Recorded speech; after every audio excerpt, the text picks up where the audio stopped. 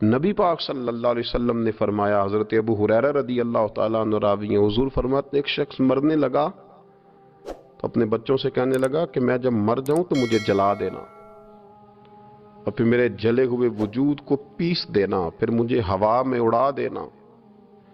پتر مجھے اڑا دینا، مجھے بڑا ڈر لگتا ہے، اگر رب نے مجھ سے حساب پوچھا تو میں قابل نہیں ہوں، اڑا دینا مجھے ہواؤں میں۔ اگر اس نے مجھ سے عذاب لیا تو حساب لیا تو بڑا سخت حساب لے گا۔ حضور فرماتے ہیں، بخاری میں موجود ہے، اس کے بچوں نے اسی طرح کیا، اس کے مرنے کے بعد اسے جلایا، ہوا میں اڑا دیا۔ اللہ کے محبوب فرماتے ہیں رب کریم نے حکم دیا زمین کو کہ اس کے ذرات کو جمع کرو، زمین نے ذرے جمع کیے، خدا نے حکم دیا تو اس کا وجود پھر سے اسی شکل میں آیا۔ تو رب کریم نے فرمایا یہ جو تو نے وصیت کی تو کیوں کی؟ اللہ جانتا ہے کہ نہیں جانتا؟ یہ کی تو کیوں کی؟ تو رو پڑا، کہنے لگا اللہ میرے اندر تو طاقت نہیں تھی تیرے سامنے کھڑا ہو کے حساب دے سکوں، تجھے منانے کے لیے تیرے خوف سے ڈر گیا، میں ڈر گیا۔ اگرچہ ہمارے بزرگوں نے لکھا ہے کہ آج یہ وصیت کرنا، اس رنگ میں یہ طرز اختیار کرنا درست نہیں، لیکن آپ غور فرمائیے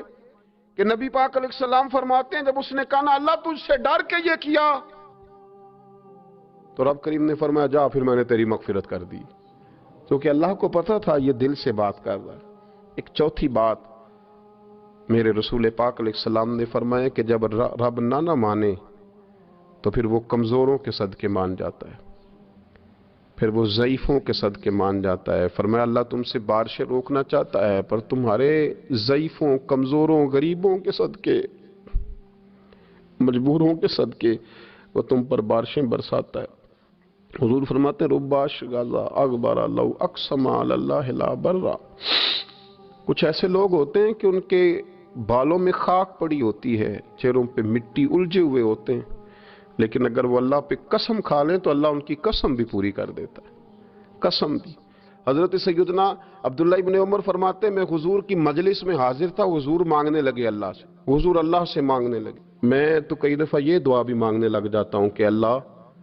تو ان دعاؤں کی طرف تو دیکھ جو تیرے رسول نے ہمارے لیے مانگی۔ اللہ تو ہمیں تو نہیں نہ مانگنا آتا، نہیں طریقہ آتا، نہیں سلیقہ آتا، نہیں انداز آتا، ہم تو بے توجہ سے لوگ ہیں، بیٹھنے کا ڈھب نہیں آتا ہمیں تو ہاتھ اٹھانے کا سلیقہ نہیں آتا، ہم تو وضو کرنے کے اس طریقے سے آشنا نہیں، پر اللہ تیرے محبوب نے تو خوب مانگا ہے نا تجھ سے، تیرے پیارے حبیب علیہ السلام نے تو تجھے منایا ہے نا ہمارے حق میں، تو اللہ تو ان دعاؤں کی طرف تو دیکھ۔ حضرت عبداللہ ابن عمر رضی اللہ تعالیٰ عنہ فرماتے میں حضور کی مجلس مبارکہ میں بیٹھا تھا، ابو داؤد شریف میں موجود ہے، کہتے ہیں حضور دعا مانگ رہے تھے۔ دعا کیا تھی؟ دعا حضور یہ مانگ رہے تھے رب اغفر لی، یا اللہ ہمیں بخش دے، وتب علی، اللہ ہماری توبہ قبول فرما، انک انت التواب الرحیم، بے شک تو توبہ قبول کرنے والا اور رحم کرنے والا۔ حضور دعا مانگ رہے تھے، اے اللہ رب اغفر لی، یا اللہ ہمیں بخش دے، وتب علی، اور ہماری توبہ قبول فرما، انک انت التواب الرحیم، بے شک تو توبہ قبول کرنے والا اور رحم کرنے والا۔ حضرت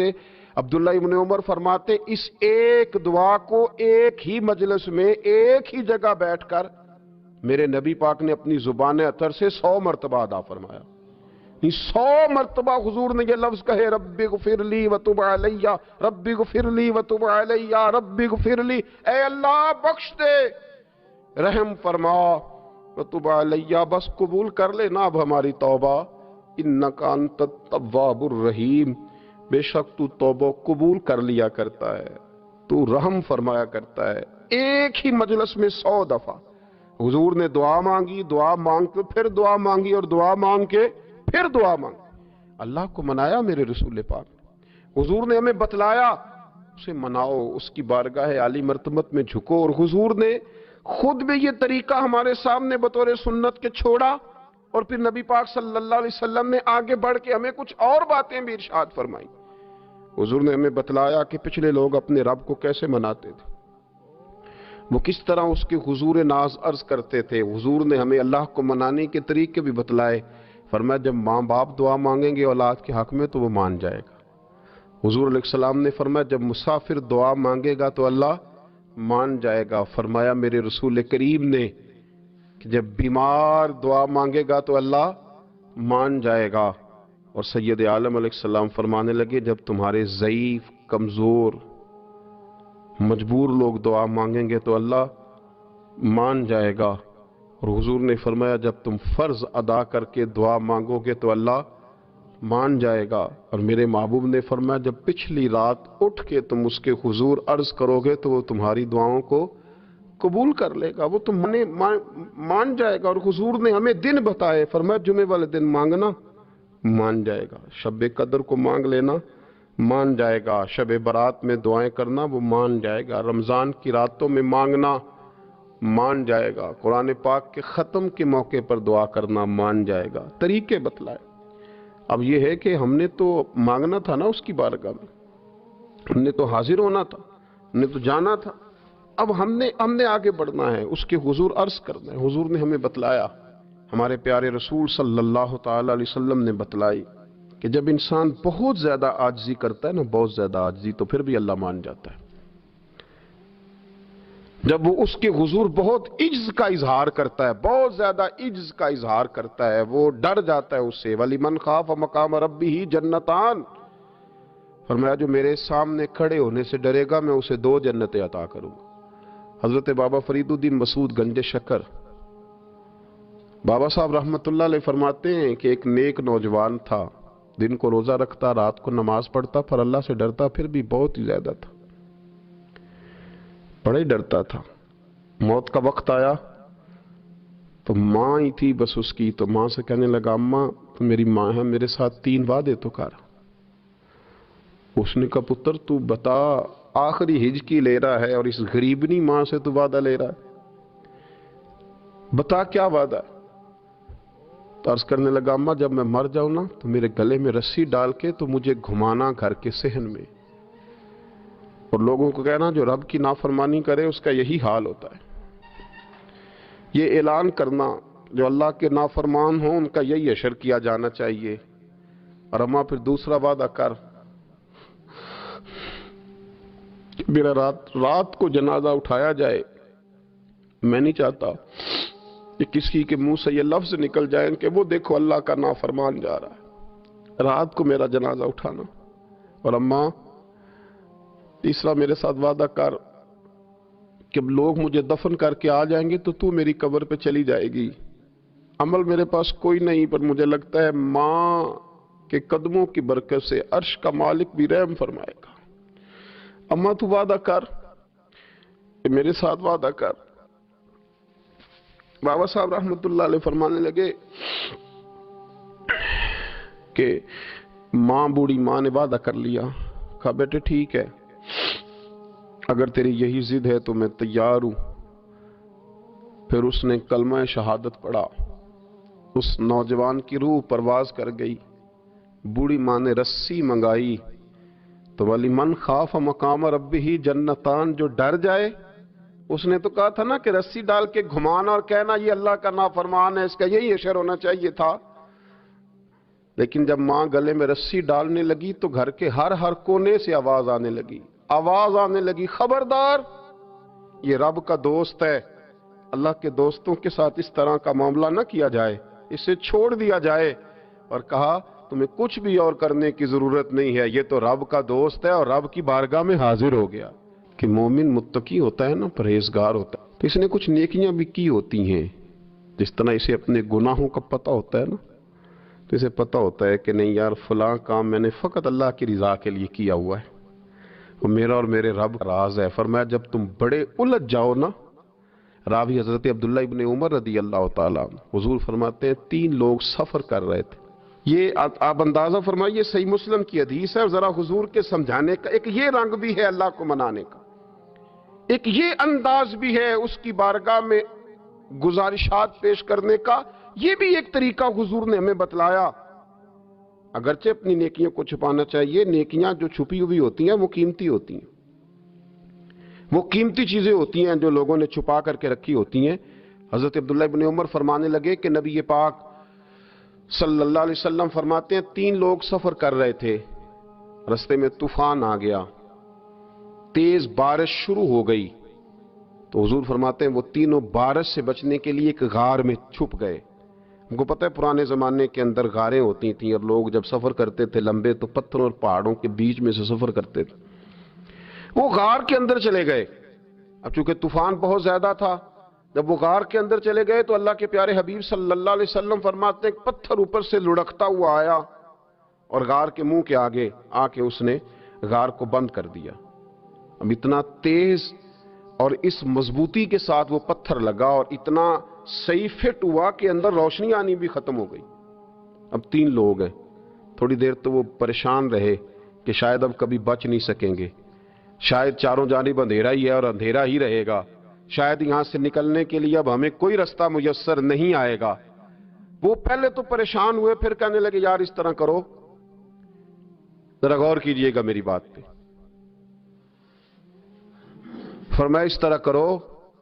اگر کوئی زندگی میں نیکی کی ہے نا تو ذرا اس نیکی کو یاد تو کرو اور یاد کر کے اس مالک کے حضور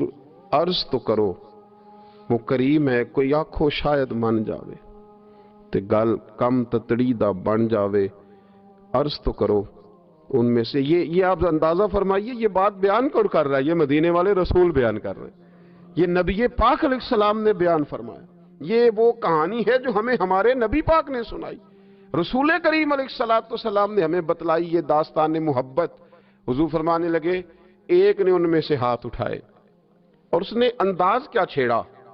عرض کرنے لگا اللہ تو جانتا ہے نا میں نے بکریاں رکھی ہیں، میں غریب ہوں، مزدور ہوں،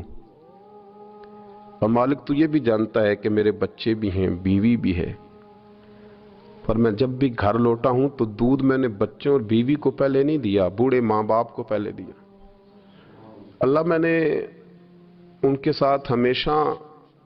کرم کے بازو کھول کر معاملہ کیا. وہ غار میں تنہا بیٹھے ہیں اور اپنے مالک کو منا رہے ہیں. عرض کرتے ہیں اللہ تجھے یاد ہے نا ایک رات جب میں بڑی دیر سے لوٹا تھا، لکڑیاں کاٹتے درخت تلاش کرتے مجھے دیر ہو گئی، میں دیر سے لوٹا تھا، نیت یہ کر رکھی تھی کہ دودھ سب سے پہلے ماں باپ کو پلاؤں گا. مالک جب میں لوٹا تو وہ بوڑھے تھک کر کے سو گئے تھے. میری بیوی نے مجھے کہا کہ بچوں کو پلا دو، وہ سو گئے. تو میں نے کہا نہیں، میرے ذمے ہے ان بوڑھوں کے دل کو ٹھنڈا کرنا، ان سے پیار کرنا. اللہ بیوی مانگتی رہی، بچے طلب کرتے رہے، میری ٹانگوں میں گھومتے رہے، بار بار آتے رہے، پر میں نے دودھ نہیں پلایا. اے مالک فجر ہو گئی، آفتاب طلوع ہونے کا وقت آ گیا، پر میں نے ماں باپ کے بیدار ہونے کا انتظار کیا. اے اللہ وہ جب اٹھے تو ان کی آنکھوں میں جو میرے لیے دعا تھی اور ان کے سینوں میں جو میرے لیے کرم تھا، اگر تیری بارگاہ میں وہ نیکی قبول ہے تو مالک پھر رحم فرما، نہ اس مشکل سے آسانی عطا فرما. سنو سنو، رسول کریم صلی اللہ علیہ وسلم فرماتے ہیں کہ اس بندے کی دعا مکمل ہوئی تو پتھر تھوڑا سا سرک گیا اور اتنا سرکا کہ آسمان نظر آنے لگا. جس نے ماں باپ کو منایا ہے، ان سے پیار کیا ہے، پھر یہی بات وسیلہ بن جائے گی رب کے ماننے کا، پھر یہ وسیلہ بنے گی، اللہ اس سے مان جائے گا. پھر رسول کریم صلی اللہ علیہ وسلم فرمانے لگے، دوسرا بولا اور عرض کرنے لگا کہ اے اللہ تو جانتا ہے مجھے اپنے چچا کی بیٹی بھانے لگی تھی، میں اس کی طرف رغبت کرنے لگا تھا، اور میں نے جب اس سے جا کے ارادہ کیا کہ میں تیرا طالب ہوں تو اس نے مجھے کہا کہ پہلے 100 دینار لاؤ بانا. تو اللہ میں نے مشقت کر کے 100 دینار جمع کیے، اور جب میں پوری طرح اس پر حاوی ہو گیا وہ میرے قبضے میں آ گئی اور گناہ کا میں نے ارادہ کر لیا، تو اس عورت کے منہ سے ایک جملہ نکلا کہ اللہ سے ڈر. اے مالک وہ میرے قبضے میں تھی، اے اللہ میں گناہ پر قادر تھا، میں چاہتا تو گناہ کر لیتا، لیکن جب اس نے تیرا نام لے کے کہا نا کہ اللہ سے ڈر، اللہ میں ڈر گیا، میں اسے چھوڑ کے آ گیا. اگر تجھے یہ بات پسند ہے تو پھر نکال دینا اس مشکل سے، پھر کر دینا کرم. اللہ میری بھی تو چڑھتی جوانی تھی نا، میں بھی تو سب کچھ کر سکتا تھا، پر تیرے لیے، تیری خاطر میں لذت گناہ سے باز رہا تو اللہ تو رحمت فرما دے. حضور فرماتے ہیں اس کی دعا مکمل ہوئی تھی کہ پتھر تھوڑا اور سرک گیا. پھر تیسرا بولا اور اس نے بول کے کہا، اے اللہ ایک مزدور کو، ایک دیہڑی دار کو، ایک غریب کو میں نے کام پہ رکھا ہوا تھا، یہ تیرا اور میرا راز ہے اللہ۔ وہ مزدور، وہ دیہڑی دار میرے پاس کام پہ لگا تھا، کچھ چاول میں نے اس کی اجرت مقرر کر دی کہ تو کام مکمل کرے گا تو میں تجھے دوں گا۔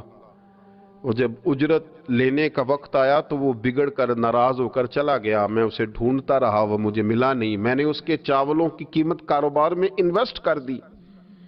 اس کا تھوڑا سا سرمایہ پر میں نے کھایا نہیں، پھر وہ اس سے میں کاروبار کرتا رہا اور اتنا کاروبار کیا کہ بہت ساری گائیں اور ان کے چرواہے تیار ہو گئے، وہ سالوں کے بعد لوٹا، میں نے اس غریب کا مال کھایا نہیں بلکہ بڑھایا، محفوظ کر کے رکھا، وہ سالوں کے بعد لوٹا اور کہنے لگا میرا مال، تو میں نے کہا وہ ساری گائیں تیری ہیں، وہ چرواہا تیرا ہے، یہ سارا کچھ تیرا ہے۔ تو کہنے لگا تو مجھ سے مذاق کرتا ہے، میں غریب کہاں اور گاؤں اتنی بڑی گائیں کہاں، تو مذاق کرتا ہے؟ تو میں نے کہا مذاق نہیں، میں نے اپنے رب سے ڈر کے تیرے مال کی حفاظت کی، یہ تیرا ہے۔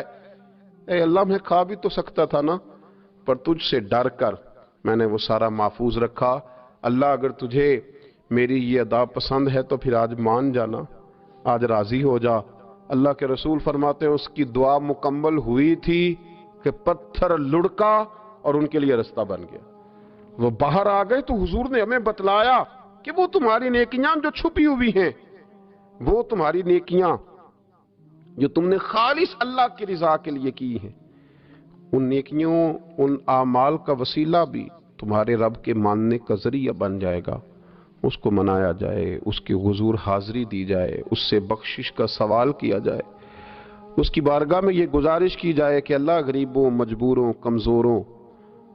اور ان لوگوں کے صدقے جو اللہ رستہ دیکھ رہے ہیں کہ رستہ کب کھلے گا، جو تیری بارگاہ کرم کے سوالی ہیں، ان کے صدقے تو رحم فرما، تو کرم فرما۔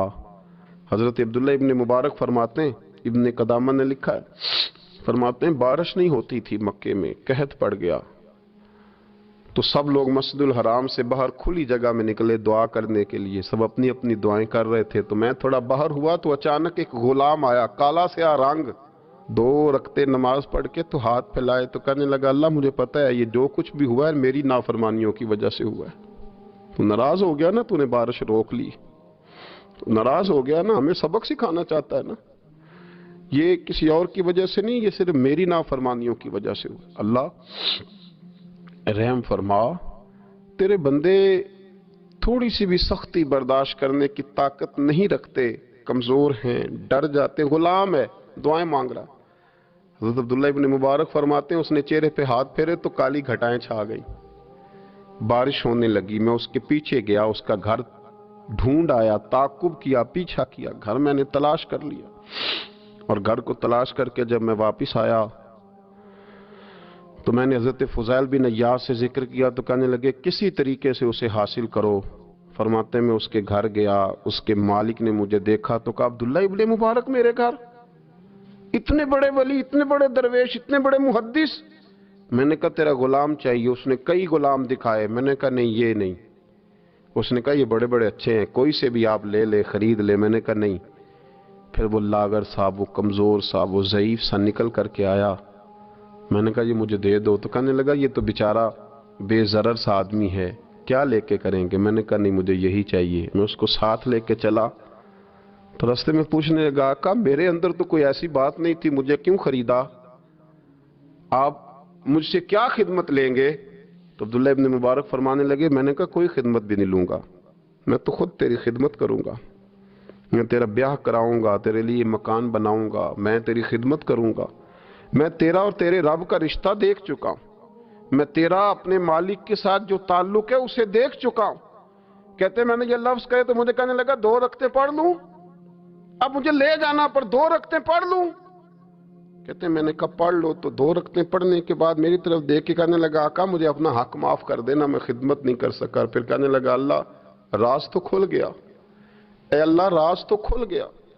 اللہ تیرا میرا معاملہ تھا، راز تو کھل گیا، راز تو کھل گیا، اللہ راز تو کھل گیا، میں سراپا مخزن راز تھا، میں رہا تھا مدت و راز میں، یہ تو تیرا شوق کے دید کشاں کشاں مجھے کھینچ لایا مجاز میں، اللہ راز کھل گیا۔ یہ لفظ کہتے کہتے اس شخص نے کلمہ پڑھا اور اس کی روح پرواز کر گئی، اس کی روح ہی پرواز کر گئی۔